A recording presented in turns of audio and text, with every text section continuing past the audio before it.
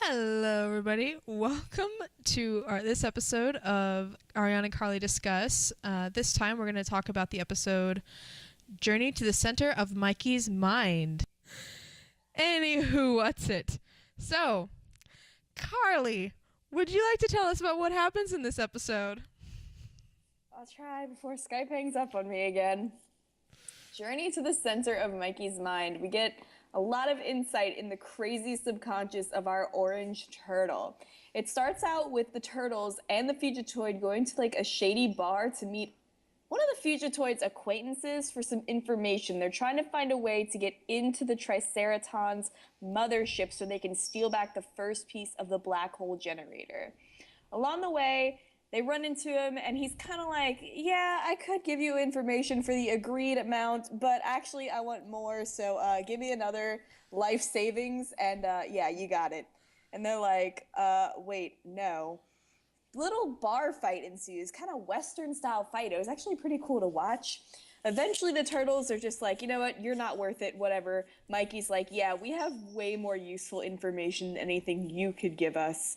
And that sets off a little bit of curiosity on Bellybomb's part, so he actually sends neutrinos after Mikey to invade his mind and try to retrieve these secrets that he somewhat holds, or supposedly holds, I guess I should say.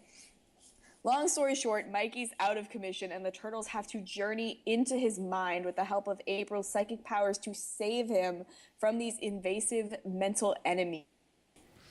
Basically, the turtles have to run through Mikey's imagination and his subconscious to find and protect the one true Mikey, which is what the neutrinos are after. They have a huge battle in Mikey's imagination. It's awesome. They eventually save the day. We'll get into all of that. There's a lot to discuss. And there are a few things to not like about this episode. So, do you have your first dislike ready to go? Yeah, I'll go first. One of the things that first bothered me, and it's just a small thing, the Mikey being Mikey jokes, like him just the always going after the food, and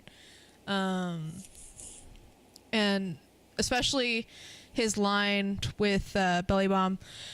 Oh, I've got so many secrets, like black hole pieces and stuff. And I was like, oh, Mikey, why would you say that, man? Oh, come on. Why would you, you know, like, I get it. Mikey be dumb Mikey, but come on, man. Like, you don't just go and spill the black hole generator piece to random outlaw. It's just, no, man, come on. You know better than that. Anyway, you want to go with your first? All right.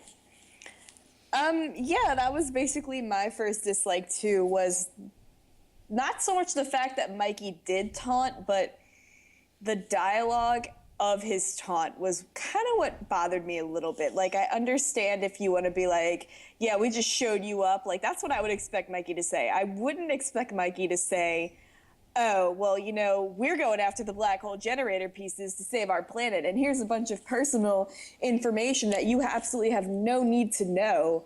This is just to move the plot along. Like, this entire episode happens because Mikey said exactly what he said. Like, this whole thing could have been avoided had he not said that. And I understand Mikey's kind of airheaded sometimes, but I don't think he's that airheaded. You know, it's just kind of like, the whole thing is that the plot hinges on that one, like, moment, and it's kind of just like, really?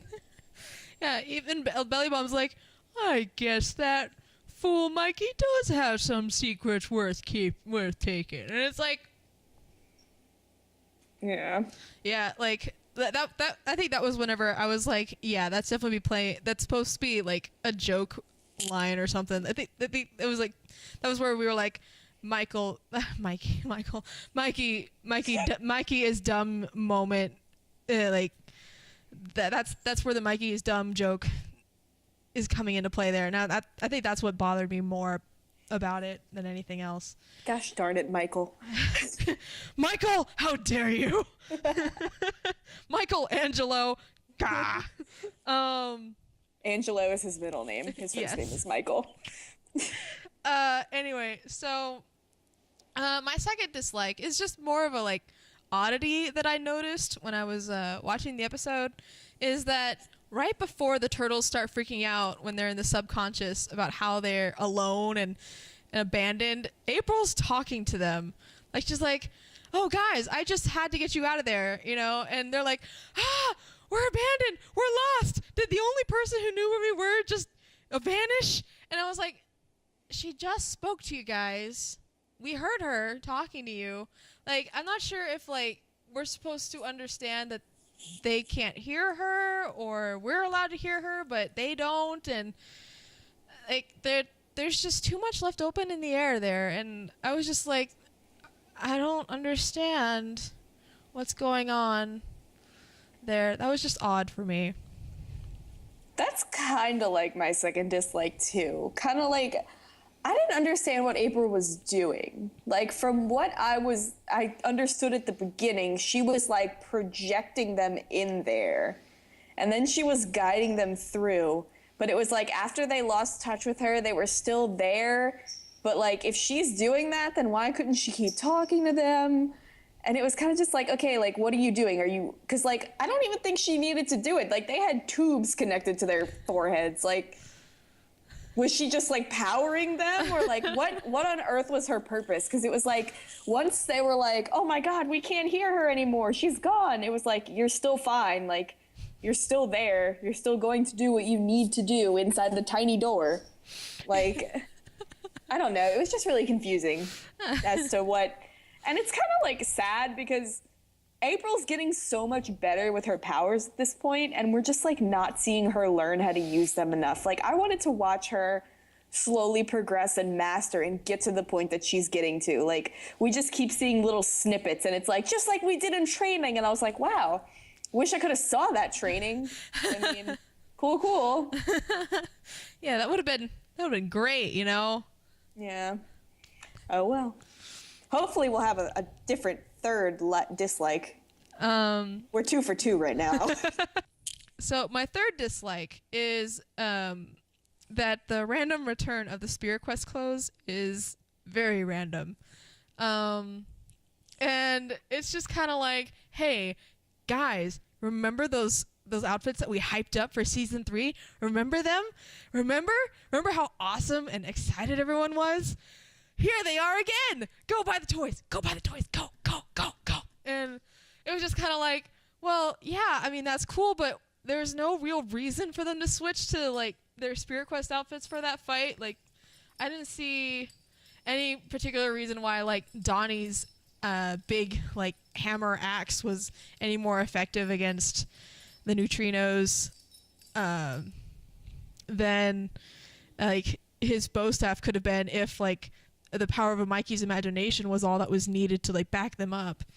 And why it was so necessary all of a sudden just for Raph to have like the fire power, or why Leo's like wind power was super necessary. But maybe it's because like in space Leo just is horrible. I don't know. He needs to go Super Saiyan. Super Ninja Turtle. I mean they had the power of like the big mutants except for Raph, who had Pete, but you know. I think it's exactly what you said. I think it was hey, remember these? Check out these awesome toys. And if you didn't get one, it's still relevant, so here you go. But in a deeper aspect, I think that was Mikey sees them and views them as their most badass in that form, I guess. You know what I mean? How do I word it? Like, yeah, we didn't see Donatello get a direct hit with his staff, but his hammer was able to, like, get down past the armor. You know? I guess. At the end of the day, it's by these toys. It's always going to be that. I'm just trying to defend it in any way I can. Like, if you look at it, Leo is pointlessly in his because he doesn't even do any fighting. It's all Leatherhead. He's just like, look at me ride this alligator. Look at me. I'm so glorious. Well, that's good because I have a different dislike than you. My third dislike is kind of more of a nitpick. Like, and there are so many arguments you can make against this, and I'd probably accept them, but I didn't like how we didn't see Splinter at all in Mikey's mind. Not in his mind, not in his memory, not in his subconscious, not in his imagination. And from what I saw and what I understand, Mikey's imagination especially is a manifestation of all of his, like, things that he holds near and dear and that he loves more than anything else. So to kind of not see Splinter there at all, like even when they had to like defeat the neutrinos, like Splinter wasn't even called in for that fight. So that was kind of disappointing to me. And like the main argument that most people would probably make is he's trying to block that out because it's too painful for him. And I guess, but at the same time, it's kind of like I really would have liked to see Splinter pop in and aid the turtles in that fight, or just see him at all there. You know, like it kind of hurt a little bit because it makes you think, like, is Mikey just not thinking of his dad at all? So that kind of bothered me. I mean, I will say this. He did have a lot of really random things in his imagination, too. Like, there was a whale there, and, like... Sure, Optimus Prime was there. Like, the Optimus... That robot thing, and then... That was from and then what? The big sea creature from, like, season 1 that everyone loved for, like, that adult moment. My only TMNT ship, the T-Sub and the Krang Sea Monster. Like... we're not that kind of sub, like, you know. I mean, just it's not everything that's near and dear to Michelangelo. I think it's just things that I think he loved that sea monster. Who didn't? Come on.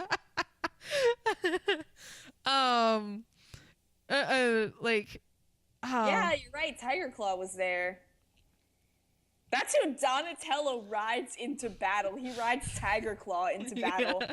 Raph gets stuck with Pigeon Pete. But Leo is his favorite because Leo got to ride his favorite. So. But, yeah, I mean, so, yeah, it would have been nice to see, like, Splinter there. But there weren't really any memories, per se. Like, they ran through the one memory of, like, them with the mazes and mutants, and then the farmhouse with and Bigfoot. then the farmhouse with Bigfoot, so that Leo could be like, oh, I miss the farmhouse. And then they ran into the subconscious, and then there. I don't believe that he misses the farmhouse because that was like the worst time in his life. Lies. Anyway. So, why don't you start with the oh my god moment? OMG. Can you believe that Chris Bradford and his Too Rough crew makes a Smokey the Bear reference? The actual line is, only you can prevent forest fires. Well, you and this roundhouse kick to an arsonist's face. I was crying. I was laughing so hard. Like, if you know me, you know I'm a huge national park, prevent forest fires type kid. Like, I'm a nature lover. So that moment is so funny to me, and especially because it's in the background. Like, you have to listen for it. Because, like, it literally is in the background. It's the scene where Mikey's, like, kind of like, oh my god, I'm dying. And he, like, falls down unconscious. And in the background, the episode of Chris Bradford's show is still playing. So he says it. So you have to listen for it, but that's what he says. And oh my god, I love it. It is so funny to me. I don't know, like that moment is just hilarious to me. It's the funniest thing that Chris Bradford's done so far. Next to, for 3 years, I've loved a rubber suit. Oh my gosh, yeah. I mean, that one was pretty great. And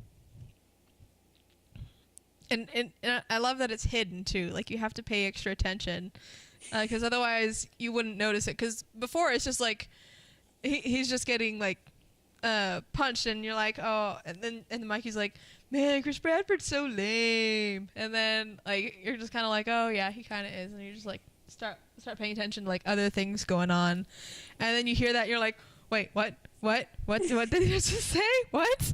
And anyway, so my OMG moment is actually like the Mikey rap scene, and especially when it's combined with like the other turtles' reactions, and both before and during the rap scene. Because like before, like the moment the funny one is like, I'll rap for you, and then I think Donnie and Leo are like, oh no, please, it's not necessary, please, like don't, like it's okay, we really don't need it. And then they're like you just see them all like get up and just start rapping, and the rap is even relevant to like the story and everything, and I love it. It's just so great. And like I will say that I think the angry one and the crazy one, I think, got the best beat. Just saying. Can you just imagine how much fun Greg Sipes had doing that? Like, you know, Greg Sipes was like, this is my new favorite episode. Probably. It was a good one. I love it. We've talked about what we didn't like, and we've talked about OMG moments. So let's start looking at things that we actually did enjoy. Like 100% enjoyed. You go ahead first. One of the first things that I really liked was the aliens in the bar. Like, I don't know what it is, but pretty much there have been several this is probably like the second thing this season to give me like a Star Wars cantina vibe. And especially how all the different aliens had like different species, and I don't know, I especially got a cantina vibe from like the two aliens that were like arm wrestling in the corner, and then like they came in and then they all looked at him and they all went back to like their thing, and I was like, oh my gosh, someone on the design team definitely saw Star Wars. Like, oh, this is amazing. Oh yeah, for sure. And so like, I don't know, I really liked it. It was just the aliens were all really cool, and I would really like to see where they all came from. I loved in that scene, like when the whole gunfight breaks out, like I love how like everybody's hiding, and then you have that one salamandrian just casually drinking at the bar, like nothing's happening in the background. And, like, I was like, okay. He's just chilling there, drinking his thing at the bar, like there's no fight going on. Like, all right, dude. He's like, whatever. I am much too proud to duck for cover from this little fight going on with pea shooters. He's Back like, where I'm from, we fight with real guns. My first like is actually tied in with that scene. That whole, just like I said in the summary of the episode, that whole like bar fight Western style shootout that they have was just so cool to watch. And Mikey does a really awesome job in that fight. Like, he's the one who stops Belly Bomb aside from Fugitoid. He's the one who like holds him and he's like, yo, stay right there. You ain't going nowhere. So just kudos to that whole fight. It was entertaining to watch. Yeah. That was really cool. Especially how he was like ducking and like using the bottles as cover, like pow pow pow, pew pew pew, pew pew. And that was pretty great. Western style. I'm telling you. And anyway, one thing that I liked was the neutrinos whenever they were traveling through Mikey's mind. Just the visual effect of them like slicing through like the memories and the mind, like that was visually interesting. Like I just have to give some props to whoever came up with that idea of them just using like the equivalent of like signs and knives to like travel and stuff. I thought that was really nifty. Yeah. I like the neutrinos themselves. That was my second like. And like you said, like I would have pointed out the transitions in between, how they get from memory A to memory B. But what a cool enemy, like something that can invade your mind and then like destroy you from within and like steal your memories and stuff. Like, that's a serious enemy, you know? And it just goes to show like there's some crazy stuff out in space that the turtles still haven't faced yet and we still haven't been introduced to. So it's like, I don't know, the neutrinos just kind of pump me up to see what's coming next, you know? They're just cool and they are tough because they, like Donatello said, they're built like tanks. It's just like, if we face stuff like this, what else are we gonna face, you know? I love just like the hype aspect that the neutrinos give off. Like, we can't just punch them. We have to do more with them. Anyway. We have to put on our outfits from a couple seasons ago. So kids will buy the toys. Anyway. I know we have the same third like. The third thing that I liked about this episode was Mikey's imagination. Like a lot of things about it, just design wise, gave me like a huge Alice in Wonderland vibe. From like the Krang Dimension X sea monster just flying around, and then all the pizzas growing on trees, and the giant ice cream kitty in the distance, and even the even huger Renette. Like just a lot of things about that, just, and even the really tiny door that just sucks you in. Like, I was just like, Alice in Wonderland, and the one by Disney, the animated one, not the one by Tim Burton. Oh my God, the new one just came out. We don't talk about that here. But I was just like, it was just really wacky and really interesting to like see, and I was like, yes, this is exactly what I'd imagine Mikey's imagination to be, and that is in the very best way possible. I feel like the writers and the design team just took like a bunch of drugs and they were like, okay, now we're ready to create Mikey's Mind. It is insane. It has 2D and CGI and 3D stuff in there. Like, this episode's beautiful in HD. Like, I watched it like 3 times just to watch the imagination sequence. But another thing that I really liked about it is what I said earlier. Like, a lot of it is just a manifest of things that Mikey holds deep. Yeah, like, it's just an accumulation of everything that he loves, and I think that's why it hurt a little bit that Splinter wasn't there. But at the same time, it was kind of just like, it was good to see all that stuff because it's like a reminder of like what we're fighting to get back to. Like, we're fighting to get back to our old TV shows and our video games and our lair, and just Ice Cream Kitty and Renette, and like, well, not really Renette, but just, I don't know. Mikey's imagination was wacky, and I think that they like nailed it. You know, like, I didn't know what I was expecting going into it, and then when I saw it, I was like, yeah, this is exactly what it needed to be. So that was my third like as well. So what would you say is your favorite? You guys know that I'm 19 million% Leo trash. And you guys know that Leo and Mikey are my favorite bro ship. So seeing Leo embrace little Mikey and grab little Mikey and fight to protect little Mikey with everything he had against an enemy that he knew he didn't have a chance against was so sweet to me. It gave me diabetes. Like, I loved that. I love the Leo-Mikey relationship, and just seeing that was like the best thing I could have asked for. It was just too good. Like, I can't describe how much Leo will give anything to protect his family, but especially his baby brother. And now he's literally got his baby brother. And it was so good. And then like Leo's like encouraging him. He's like, you see the world in a way that no one else sees it. Like, use that. Be yourself. Like, you can do this. And like, I'm here for you. And he's the first one to hug Mikey at the end. So I'm just saying, like, it's so good. That's my fave. Yeah, that's pretty much my favorite thing too. I was just like, baby Mikey is adorable, and I loved just seeing how protective all of them were.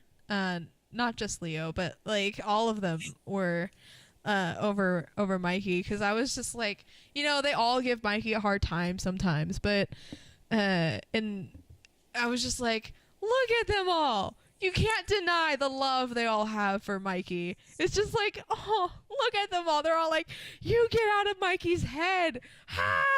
And then they all like threw him up in the air. They were like, yeah. And it was just like, oh, look at them. They're all just so adorable. I kind of am hoping that this gives them like a new respect for Mikey, like, or at least a new understanding of how powerful his imagination and his crazy mind are. Like, even though he's super scatterbrained sometimes, like, I hope they can like learn from this experience to be like, it's not a bad thing. Like, only time will tell. Like even Raph at the end was like, the very rarely seen angry Mikey has appeared. I just had to like give that have to give that line a little bit of appreciation, because Raph, oh man. Raph. That was amazing. We actually had questions when this episode came out months ago. But I think I answered them all because I knew we weren't going to get back to it for a while. So, yeah, we don't have any questions to answer live on the podcast this time. Next time, for sure. This is one of my favorites from this season so far. Like, this is a weird one, but it's weird in a good way. And I think it gives us all like a little bit better of an understanding of who Mikey is and like what he loves. And like, aside from that, it's just a good adventure, and it's got good fighting in it, and it's got a good enemy in it, and it's like something we've never seen before. So I have to give this one like a 4 out of 5. Like, I loved this episode, to be honest. Yeah, I really liked this episode. It had, when I first heard about a Turtle Tots episode, I was so excited. I was really hoping that we would get to see all of them, and then I heard it was just gonna be one of them. I was like, oh, okay, I'll deal. Anyway, so I always get nervous whenever I hear that an episode's gonna be a Mikey episode, because in the past those have not always been super great. But I was really pleasantly surprised when I watched this episode, and it turned out really, really well. And of course, Turtle Tots, you can't go wrong with the little babies. And so yeah, I agree with you. Like, this one is definitely like an 8 out of 10 for me. I really liked it. I should get back to the 10-point scale, because I've been doing 5s a lot lately. But I think the 10-point scale works better. Okay, 9 out of 10. I forgot what I was going to say. Oh, with the Turtle Tots thing, I'd love to see them all, but I bet they'd have to get like Jason Biggs back to do the one episode so they can warp his voice. I miss Jason Biggs so much. I love Seth. I'm used to Seth now. I love him, but give me back my boy Jace. Or get Dominic. Be like, yo, Dominic, come in. We need you. We need you to voice a little turtle. Come on. So Skype is basically forcing us to close early. Next episode is called The Arena of Carnage.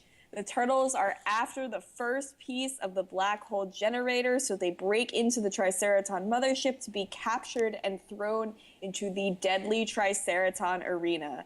A lot of you 2003 and Mirage fans, that should sound really familiar to you for a lot of reasons. And will they make it out? Will they get the piece? We'll wait and see.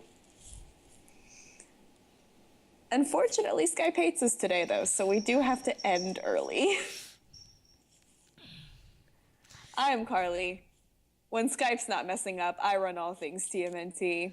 And I'm Ariane, and we will see you guys in the next episode. Follow our new blog. It's linked below. Bye.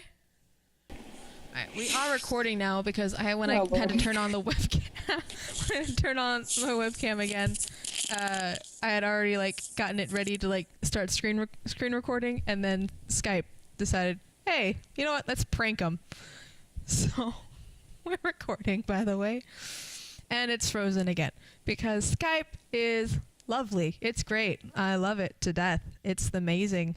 It's a great product. It's the best. Microsoft Skype. I love you. This is not good, Lima. Skype is the best product ever. Best service. We didn't have this problem yesterday. I know, isn't it? Why am I on? Turn me back. Ah! Stop. Skype's the best. I love it so much. Never had any problems with it. Oh my god! Oh my god! Let's play What's Gonna Interrupt the Podcast this time? The answer is everything. Let's play Can We Get Through Even the Intro Sequence without anything Your going options wrong? are answer A, no. Answer B, no. Answer C, not a flying chance in the sewers. Oh my god. All right, let's do this. Hello, everybody. Welcome to this episode of Ariane and Karley Discuss. And Carly's already frozen. No. Oh.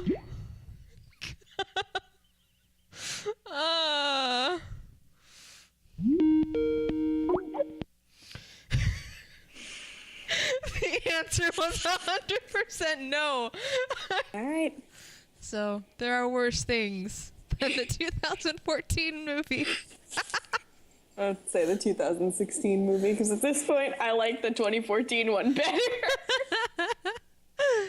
We're not getting into that today. But anyway, so hello. Oh my god, I didn't even know you were already recording. I was like, wait a minute. What happened? Whoops. We're gonna try to get through this. We're gonna try. All right, let's do this.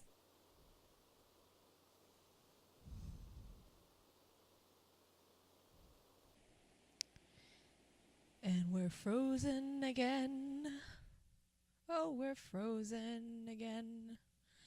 And we're frozen again. And Skype hates me so much. Why? Why does Skype hate us today? My third dislike is the random return of Spirit Quest clothes is very random indeed. It was just kind of like, hey, remember those outfits that we hyped up for season 3? Remember them? Here they are again. And I had a feeling this would happen. I was just like, I was so hopeful. We were doing so good. I was so hopeful that that wasn't gonna happen, but I had a feeling it would, because like you froze. But I was like, maybe she'll come back. Maybe she'll come back. No. I was like, no. Okay, so I'll just start over with that one. I just want to roundhouse kick anyone with a...